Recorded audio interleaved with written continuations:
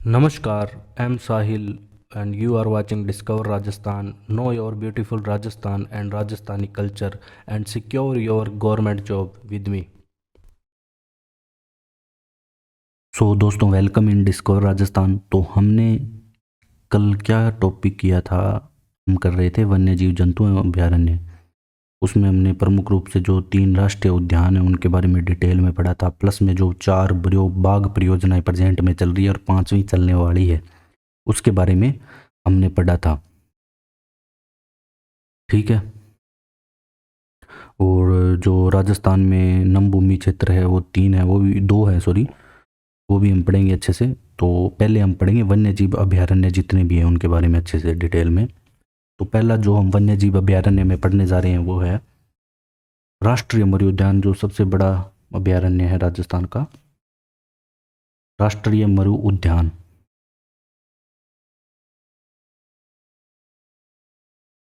राष्ट्रीय मरु उद्यान। तो ये कौन सी जगह में है?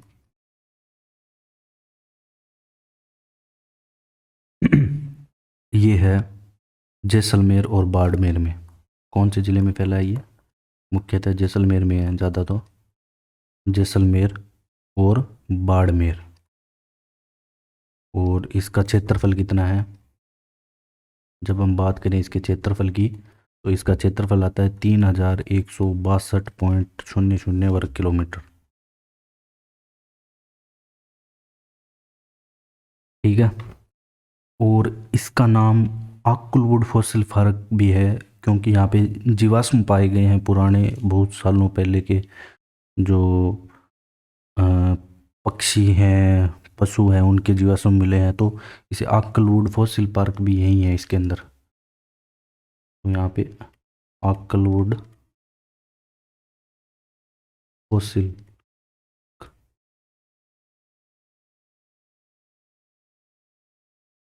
तो ये फॉसिल का मतलब वही होता है जीवाश्म वगैरह। जीवाश्मों के लिए प्रसिद्ध वह राज्य पक्षी गोडावण और राज्य पक्षु जो चिंकारा के लिए भी प्रसिद्ध है। तो इसकी दूसरी मुख्य बात क्या है कि यह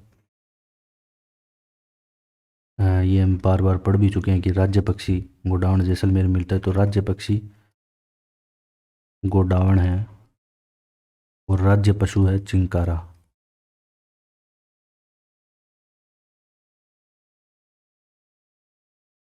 के लिए प्रसिद्ध है। और ये राष्ट्रीय मरु उद्यान। ठीक है। और हमने पढ़ा था कि राज्य पशु चिंकारा को 1983 में, और जो ये राज्य पक्षी गोडाउन को 1982 में घोषित किया गया था। तो 82-83 याद रखना। ठीक है, गोडाउन 82, चिंकारा 83।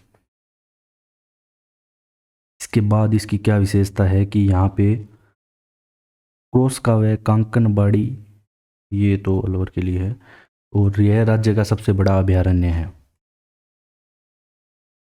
यह है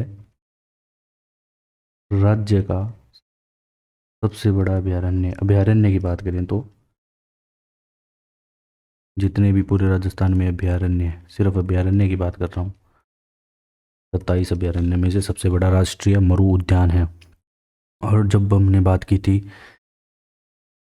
राष्ट्रीय उद्यान की, ठीक है, तो वो है सबसे बड़ा कौन सा? रणथंभौर का। अब इसके बाद हम दूसरा देखेंगे। दूसरा आ जाता है सरिस्का वन्य जीव अभयारण्य, जो कि अलवर में है, जहाँ पे दूसरी बाघ परियोजना स्थापित की गई थी। ठीक है। तो ये हमने वहाँ भी पढ़ा था। इसको बाद में वो भी घोषित कर दिया गया था, राष्ट्रीय उद्यान भी। राष्ट्रीय उद्यान, सॉरी, केवलादेव को किया था। ठीक है।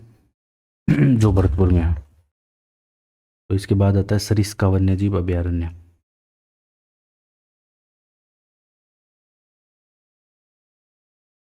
सरिस्का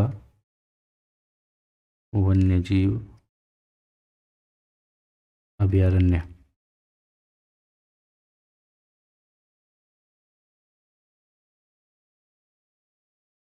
दोबारा ही लिख देता हूँ इसको अच्छे से थोड़ा।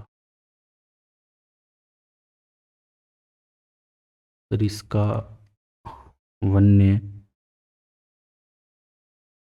जीव अभयारण्य, ठीक है। और राज्य की दूसरी, यहाँ पे हाँ हमने बाघ परियोजना पढ़ा था, तो राज्य की दूसरी बाघ परियोजना यहाँ पे शुरू की गई थी, ठीक है। हमने पढ़ा था राज्य की दूसरी बाघ परियोजना जो 1978 1979 में यहाँ शुरू की गई थी।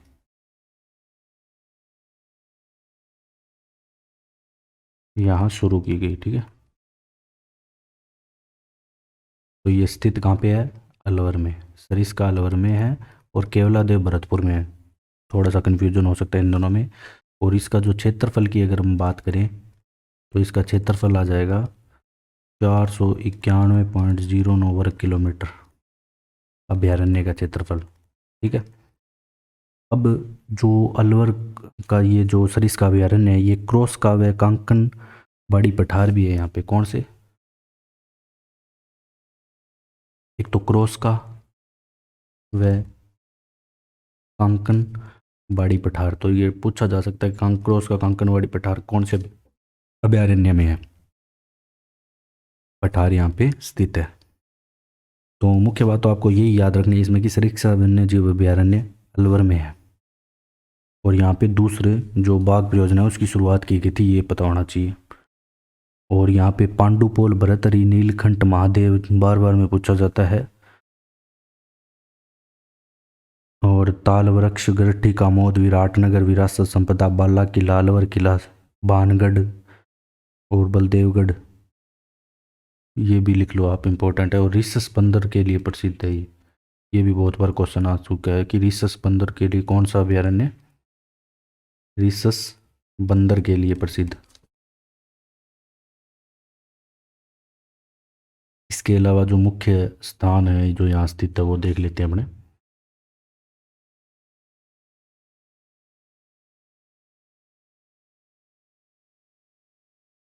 अभयारण्य पर स्थित मुख्य स्थान।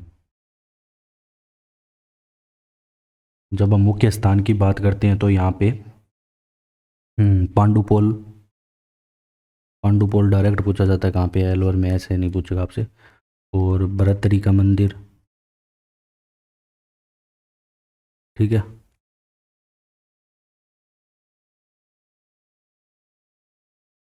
भरतरी का मंदिर, नीलकंठ महादेव,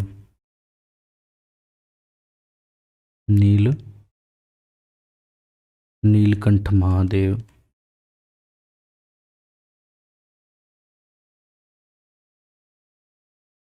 और ताल वृक्ष, गरठी, कामोद, ताल वृक्ष, गरठी, कामोद। इसके बाद यहाँ पे आपको मिलेगा विराटनगर, फिर बाला किला, जो मुख्य मिलेगा बाला किला, अलवर किला। तो डायरेक्ट पूछा जाता है बाला किला, अलवर का तो सबको पता है अलवर में होगा, तो बाला किला पूछा जाता है कहाँ पे है। तो बाला किला आपको अगर पूछा जाए तो अलवर के अंदर है।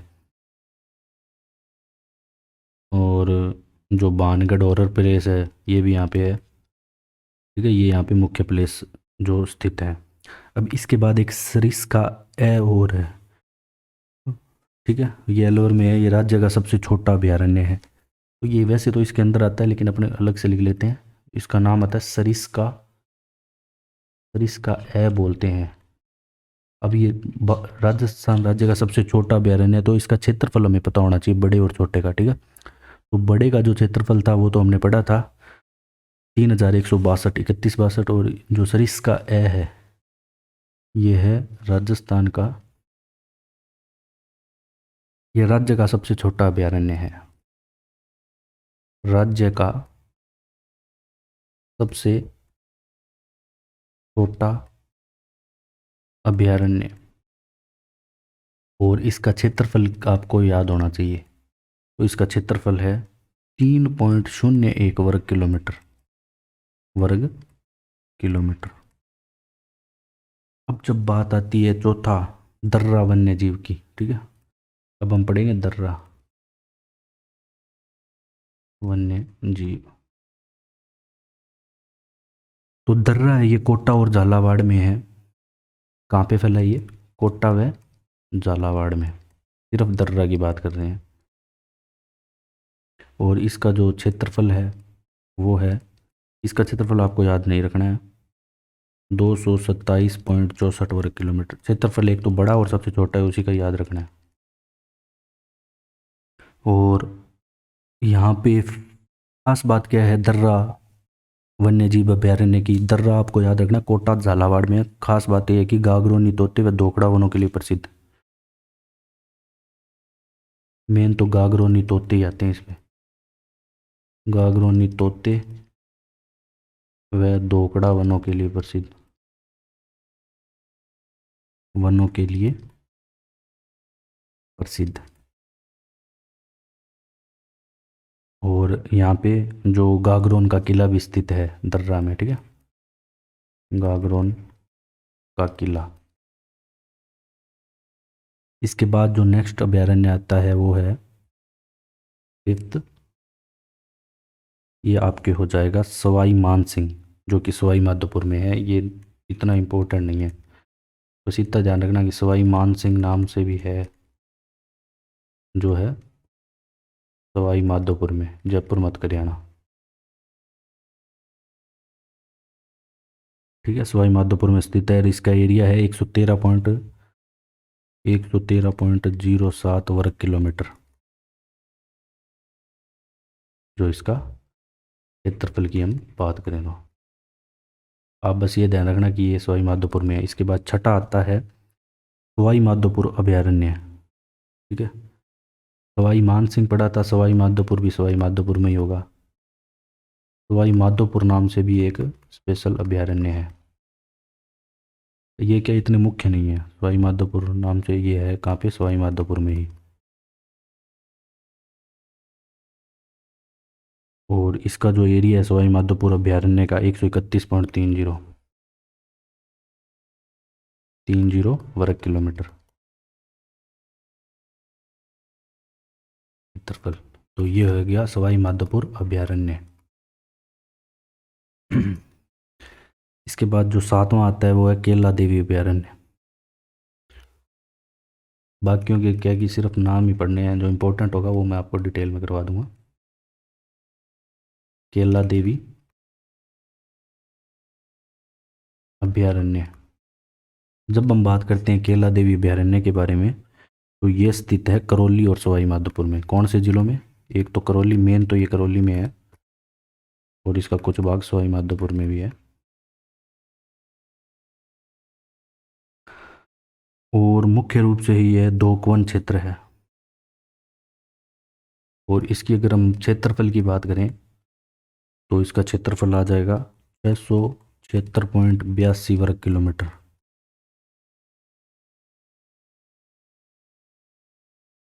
मुख्यतः दोकवन क्षेत्र है ये। अगर हम सिर्फ अगर इम्पोर्टेंट ही पढ़े ना तो ये 7-8 ही हैं जो अभ्यारण्य है, लेकिन अपने सारे देखेंगे तो इसके बाद आता है कुंभलगढ़ अभ्यारण्य। जब हम बात करते हैं कुंभलगढ़ अभ्यारण्य की,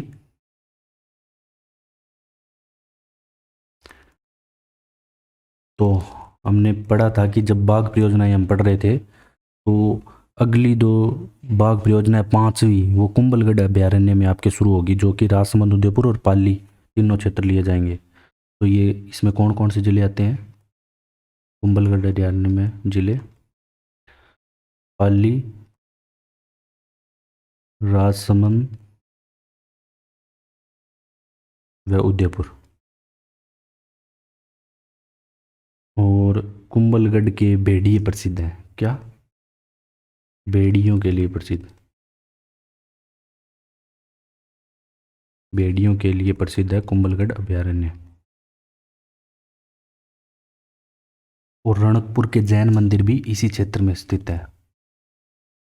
रणकपुर के जैन मंदिर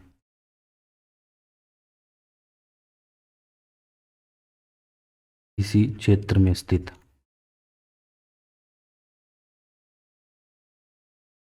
नेक्स्ट हम पढ़ते हैं 9वां, फुलवारी की नाल अभ्यारण्य। इंपॉर्टेंट है ये। फुलवारी की नाल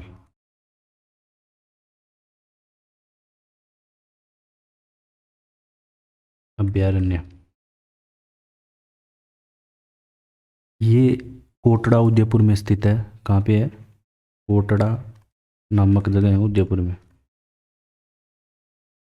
इसका जो क्षेत्रफल है वो हो जाएगा 511.41 वर्ग किलोमीटर। कितना? 511.41 वर्ग किलोमीटर। और इसमें क्या है कि खास बात यह है कि इसमें सोम, मानसी और वाक्कल नदियां निकलती है।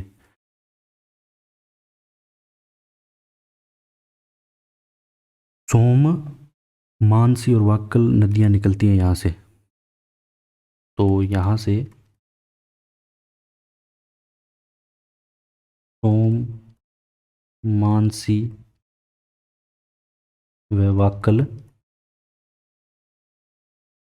नदियां निकलती हैं।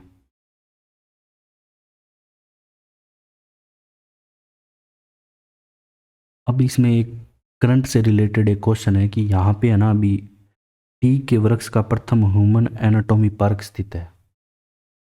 तो ये इंपॉर्टेंट करके लिखना है। टीक के वृक्ष का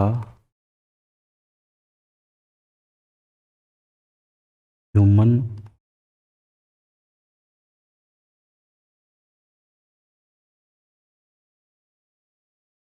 एनाटॉमी पार्क।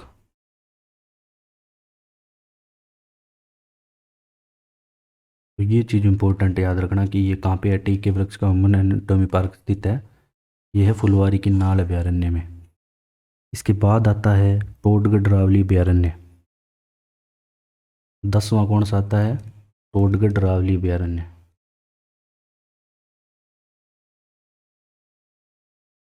टोडगढ़ रावली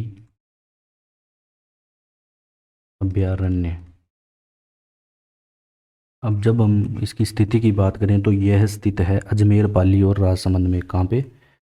अजमेर में मुख्य रूप से, पाली में और राजसमंद में। ठीक है, इन 3 जिलों में ये स्थित है। और इसका जो क्षेत्रफल है वो है 495.27। तो इसका क्षेत्रफल कितना हो जाएगा? इसका क्षेत्रफल हो जाएगा 495.27 वर्ग किलोमीटर।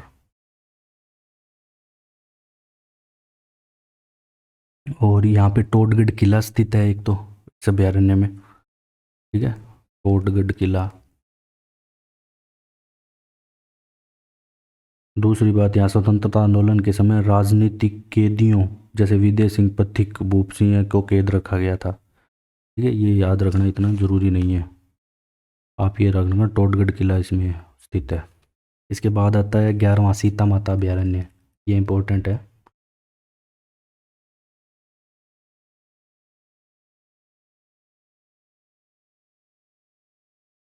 सीता माता अभ्यारण्य।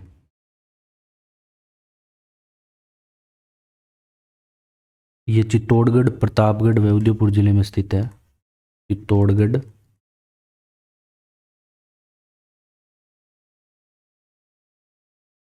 प्रतापगढ़ व उदयपुर। ठीक है, इन जिलों में ये स्थित है। और इसका जो क्षेत्रफल है वो है 422.94 वर्ग किलोमीटर। ये आप क्षेत्रफल मत याद रखना, सिर्फ कम और ज़्यादा वाले का याद रखना। और ये चित्तल की मातृभूमि और उडन गैलरी और चौसिंगा के लिए प्रसिद्ध है। तो ये उडन गैलरी का बहुत बार क्वेश्चन आता है कि उडन गैलरी के लिए कौन सा अभ्यारण्य प्रसिद्ध है। तो आपका आंसर रहेगा सीता माता अभ्यारण्य। तो यह है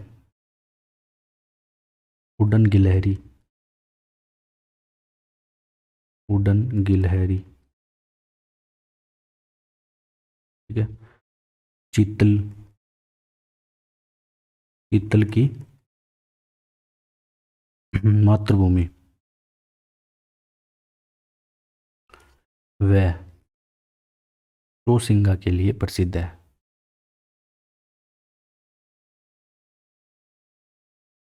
रोसिंगा के लिए प्रसिद्ध। ठीक है।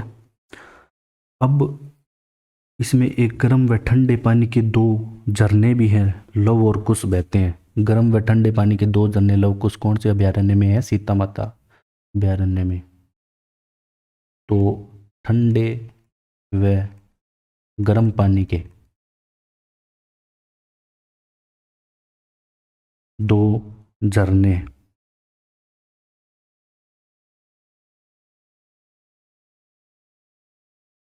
दो हैं झरने, कौन से?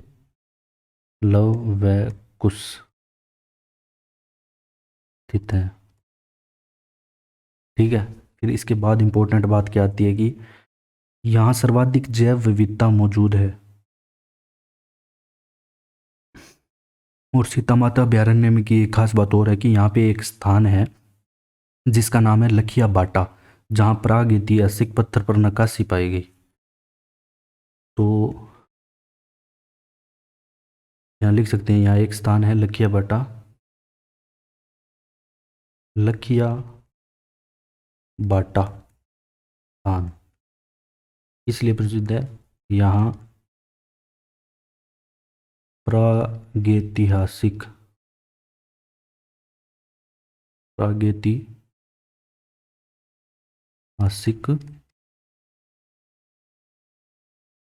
पत्थर पर नक्काशी पाई गई थी। तो मेन जो क्वेश्चन इसमें आता है सीता माता मेन उड़न गिलहरी को लेके आता है। इसको लेके उड़न गिलहरी को लेके कि उड़न गिलहरी कहाँ पे है। ठीक है। और चित्तौड़गढ़, प्रतापगढ़ और उदयपुर में है, ये आप इसको ध्यान रखना। इसके बाद आता है रामगढ़ विषधारी अभयारण्य, जो हमने पढ़ा था, जहाँ पे चौथी बाघ परियोजना शुरू कर दी गई है। ये रामगढ़, ये इसके बारे में हमने पहले पढ़ भी लिया था, तो एक बार और देख लेते हैं। रामगढ़ विषधारी अभयारण्य में भी आता है ये। जब हम बात करते हैं रामगढ़ विषधारी अभयारण्य की, तो ये पड़ता है आपके बूंदी में। और जो बाघ परियोजना शुरू की गई है तो उसमें भीलवाड़े का भी क्षेत्र लिया गया है, लेकिन सिर्फ रामगढ़ अगर अभयारण्य की बात करेंगे तो ये बूंदी में पड़ेगा आपके। और इसका जो क्षेत्रफल है, इसका क्षेत्रफल कितना है? 303.05 वर्ग किलोमीटर। राज्य का एकमात्र ऐसा अभयारण्य है जिससे बाघ परियोजना के अलावा बाघ विचरण करते हैं। और ये बूंदी के शासकों का आखेट क्षेत्र था। ठीक है, ये इंपॉर्टेंट नहीं है इतना। तो फोर्थ बाघ परियोजना यहाँ पे शुरू की गई, बस ये ध्यान रखना, रामगढ़ विस्तारी में। इसके बाद आता है जमवा रामगढ़ जयपुर में। जमवा रामगढ़ अभयारण्य, पूछ सकते हैं आपसे डायरेक्ट जमवा रामगढ़ कहाँ पे है? जयपुर में, बस इतना ही पता रखना, और इसमें डीपली जाने की जरूरत नहीं है। यहाँ हवा होदी झील रामगढ़ है, कौन सी है? हवा होदी झील है यहाँ पे, वह रामगढ़। इसके बाद आता है माउंट आबू अभयारण्य सिरोही में। ठीक है। तो इसके बाद कौन सा आता है? माउंट आबू अभयारण्य। माउंट आबू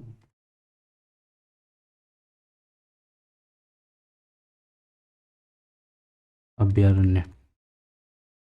तो जो माउंट आबू अभयारण्य है, ये आपके पड़ जाता है सिरोही में। ठीक है। सिरोही में पड़ने के बाद इसकी खास बात ये है कि यहाँ पे जंगली मुर्गी फेमस है, जंगली मुर्गियों के लिए प्रसिद्ध, जंगली मुर्गों के लिए प्रसिद्ध। ये पूछा जाता है बार बार, जंगली मुर्गों के लिए कौन सा अभयारण्य प्रसिद्ध है? तो माउंट आबू अभयारण्य है। और गुरु शिखर भी यहाँ स्थित है, जो सबसे ऊंची चोटी हमने पढ़ी थी।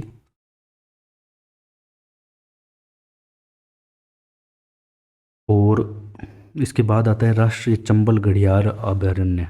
ठीक है, 15वां कौन सा आता है? राष्ट्रीय चंबल घड़ियाल अभयारण्य। राष्ट्रीय चंबल घड़ियाल अभयारण्य। तो ये कौन कौन से जिलों में स्थित है? ये स्थित है आपके कोटा, बूंदी, सवाई माधोपुर, धौलपुर और करौली में। यहाँ पे जो घड़ियाल है उनके संरक्षण के लिए परियोजना भी बनाई गई है। तो ये है कोटा, बूंदी, सवाई माधोपुर,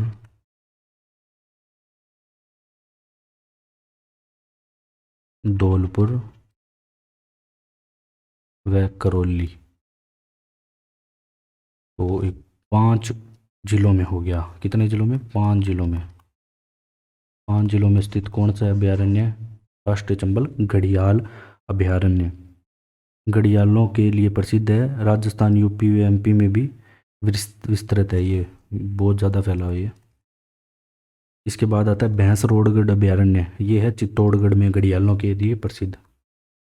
तो भैंसरोडगढ़ अभयारण्य ये कहाँ पे है? चित्तौड़गढ़ में। बस इसमें तो इतना ही पता होना चाहिए कि ये चित्तौड़गढ़ में है। चित्तौड़गढ़ में, और घड़ियालों के लिए प्रसिद्ध है। ठीक है, बस चित्तौड़गढ़ याद रखना। घड़ियालों के लिए प्रसिद्ध। के बाद आ जाता है आपके बंद बंद बारेठा अभयारण्य। ये भरतपुर में है। एक बंद बारेठा बांध भी है। बंद बारेठा अभयारण्य ये कहाँ पे है? ये पूछ सकते हैं आपसे, इम्पोर्टेंट है। भरतपुर जिले में। और इसका जो क्षेत्रफल है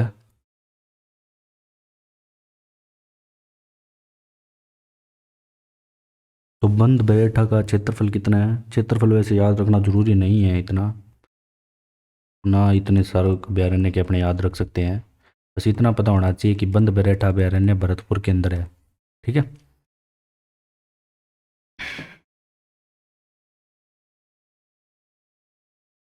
यहाँ पे वाटरफाउल व बया पक्षी सर्वाधिक पाया जाता है। कौन सा? वाटरफाउल व बया पक्षी सर्वाधिक कहाँ पे पाया जाता है?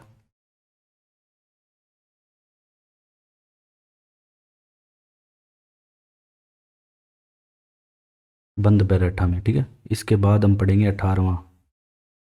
तो 18वां हमारा अभयारण्य आ जाता है बस्सी अभयारण्य चित्तौड़गढ़ में।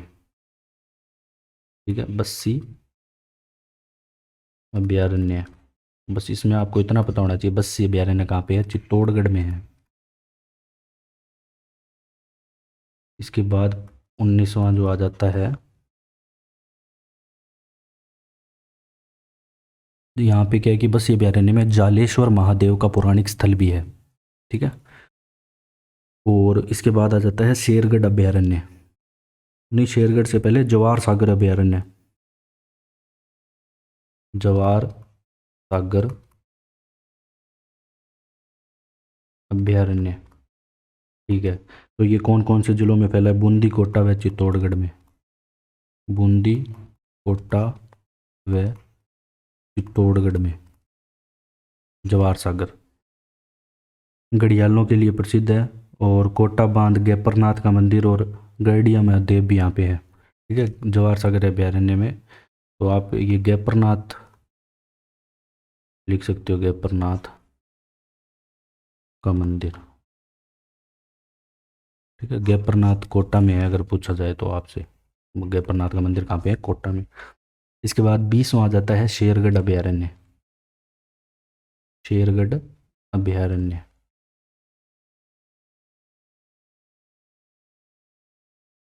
शेरगढ़ अभयारण्य है बारां में। कहाँ पे? बारां जिले में। और बारां में शेरगढ़ नामक जगह पे ये है।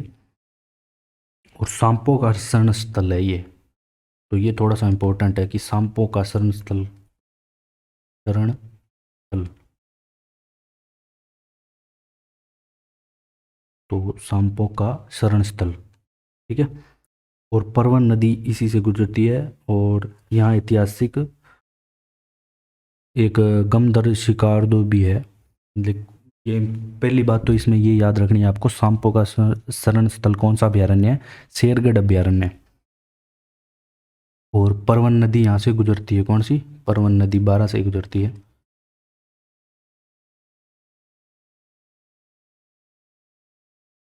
और तीसरी बात, इस अभ्यारण्य में एक ऐतिहासिक गमदर शिकारोदी है। ऐतिहासिक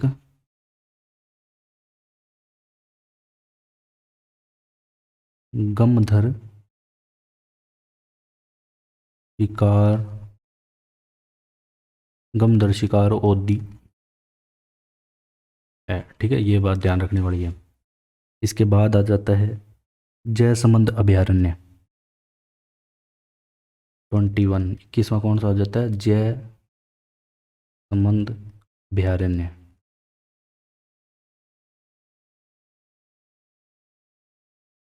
तो जयसमंद अभ्यारण्य कहाँ पे है? उदयपुर में, उदयपुर जिले में है, ठीक है। इसका आपको क्षेत्रफल याद रखने की जरूरत नहीं है। और बघेरों के लिए ये प्रसिद्ध है, इसे जलचरों की बस्ती कहते हैं। इसके लिए बघेरों के लिए प्रसिद्ध,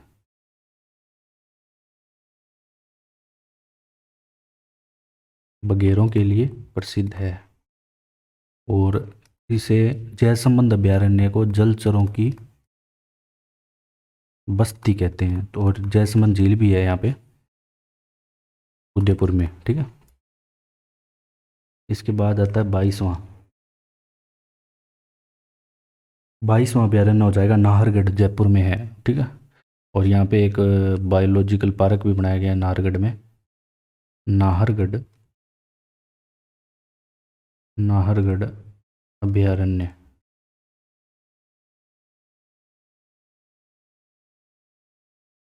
अभ्यारण्य कौन सी जगह पे है? नाहरगढ़ में, जयपुर में।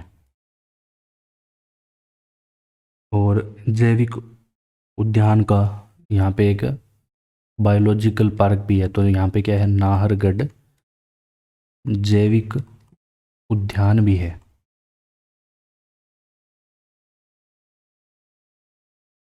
तो इसका लोकार्पण कब किया गया? 4/6/2016 को। और यहाँ एक एग्जोटिक पार्क भी विकसित किया जा रहा है। कौन सा? एग्जोटिक पार्क भी यहाँ पे विकसित किया जा रहा है। एग्जोटिक पार्क भी विकसित किया जा रहा है।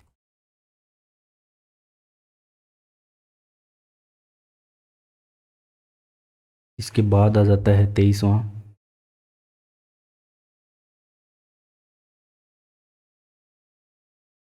राम सागर अभ्यारण्य धौलपुर। तो राम सागर अभ्यारण्य कहाँ पे है?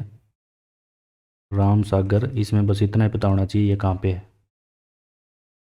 अभ्यारण्य धौलपुर। फिर आता है वन विहार, ये बहुत बार एग्जाम में पूछा जाता है। वन विहार कहाँ पे है? कंफ्यूज हो जाते हैं बच्चे। तो वन विहार अभ्यारण्य है, ये भी है धौलपुर में। तो वन विहार का आपको याद रखना है। तो यहाँ वन विहार कोठी भी स्थित है, और केसर बाग भी धौलपुर में है। तो राम सागर, केसर बाग, वन विहार, राम सागर, केसर बाग और वन विहार, तीनों कहाँ पे आपको मिलेंगे? ये तीनों आपको मिलेंगे धौलपुर में। कहाँ पे? धौलपुर में। इसके बाद आता है ताल छापर, जो कि सुजानगढ़ में है, चूरू के अंदर, चूरू जिले में, जिला चूरू, जगह सुजानगढ़ तहसील। तो वो जो 26वां आता है वो है ताल छापर अभ्यारण्य। कौन सा? ताल छापर अभ्यारण्य। जो ताल छापर अभ्यारण्य ये है सुजानगढ़ चूरू, सुजानगढ़ चूरू में। और ये क्या है कि काले हिरणों के लिए, ब्लैक बक के लिए व कुरंजा पक्षी के लिए प्रसिद्ध है। इसमें थोड़ी सी इंपॉर्टेंट बातें हैं लिखने के लिए। तो सबसे पहली बात ये ब्लैक बक, ब्लैक बक जो काले हरिण होते हैं, ठीक है, काले हरिणों के लिए प्रसिद्ध है। कुरंजा पक्षी, ठीक है, ये दो चीज़ों के लिए प्रसिद्ध है।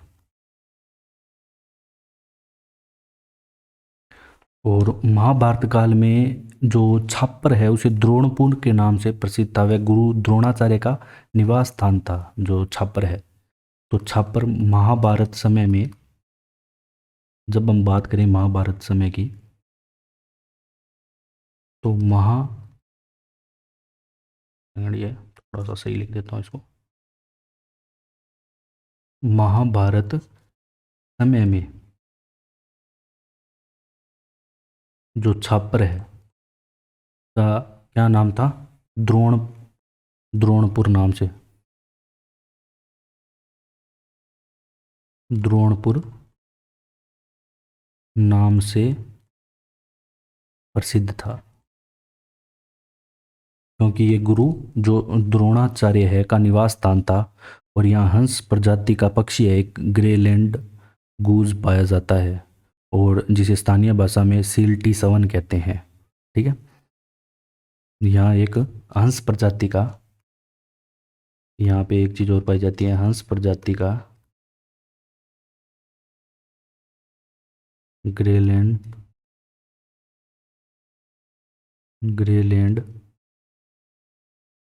गूज पाया जाता है, पाया जाता है, जिसे स्थानीय भाषा में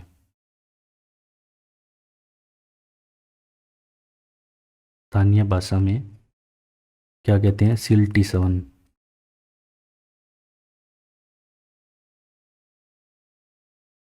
इसे कहते हैं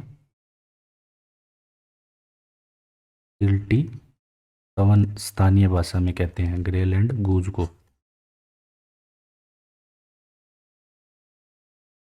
इसके बाद जो लास्ट अभयारण्य आता है वो है सज्जनगढ़ अभयारण्य, राज्य का दूसरा सबसे छोटा अभयारण्य। 27वां अंतिम जो अभयारण्य है, हमने 27 अभयारण्य पढ़े हैं अभी, वो है सज्जनगढ़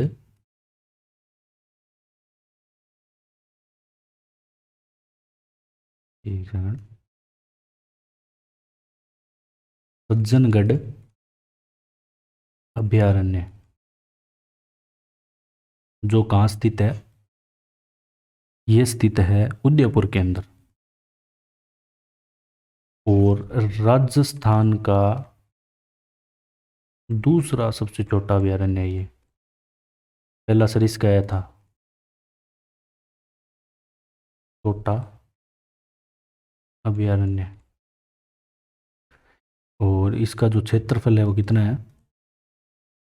इसका क्षेत्रफल है 5.19 वर्ग किलोमीटर, 5.19 वर्ग किलोमीटर। और ये है, यहाँ क्या है, एक बांसदरा पहाड़ी भी स्थित है, और यहाँ पे एक कृत्रिम झील है जियान सागर, जिसे टाइगर झील भी बोलते हैं। और महाराणा राज सिंह ने अपनी माँ जाना देवी के नाम पर यहाँ राज्य के प्रथम जैविक उद्यान का लोकार्पण 12 अप्रैल 2015 को किया था, ठीक है। जो, हाँ, यहाँ मेवाड़ महाराणा राज सिंह ने अपनी माँ जाना देवी के नाम पर बनवाया था, क्या? जियान सागर, ठीक है। और जो प्रथम जैविक उद्यान है वो लोकार्पण 2015 में यहाँ पे हुआ था। उसके बाद जो नाहरगढ़ में हुआ था वो 2016 में हुआ था। तो जियान सागर कृत्रिम झील है यहाँ पे, एक कृत्रिम झील जिसका नाम है जियान सागर।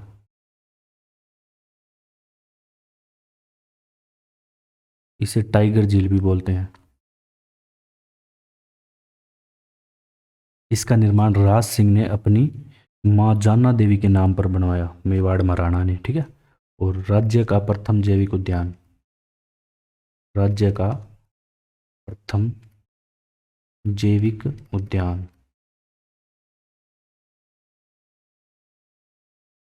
का लोकार्पण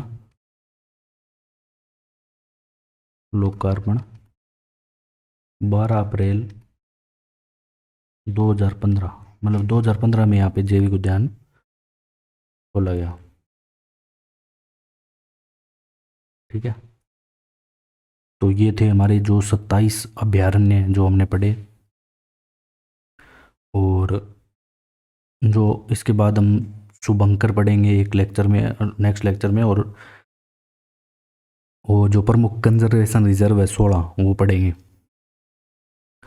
अ, इसके अलावा कुछ ऐसी चीज़ें हैं,